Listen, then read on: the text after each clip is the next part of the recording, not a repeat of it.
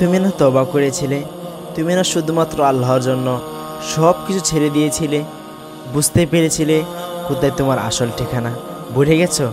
আবার কোন পাপ তোমায় গ্রাস করে নিল? তুমি তো সেই যে নিজের পাপের প্রতি অনুতপ্ত হয়ে সেজদায় পড়ে অজরে কেঁদেছিলে। তাহলে আবার কেন দুনিয়ার দুঃখায় পড়ে গেলে? কেন ভুলে গেলে কোথায় তোমার আসল গন্তব্য? তুমি কি হার মেনে নিয়েছো নফসের কাছে? তুমি এত দুর্বল, তুমি ভুলে গেছো তুমি কার বান্দা, কি তোমার রব? তোমার রব তো সর্বশক্তিমান। সর্বশক্তিমানের বান্দা আবার কখনো দুর্বল হয় নাকি? মৃত্যু পর্যন্ত লড়ে যাও তুমি, শয়তানকে দেখিয়ে দাও তোমার ইমানের পাওয়ার। শয়তানের ধোঁকায় পড়ে অনেক পাপ করে ফেলেছ, তাই তুমি নিরাশ হয়ে গেছো, তাই না? তুমি কি জানো না তোমার রব কতটা মহান? তিনি তো তোমাকে ক্ষমা করার জন্য অপেক্ষা করছে। তাই ফিরে এসো সেই রবের দুয়ারে, যার দুয়ার কখনো বন্ধ হয় না।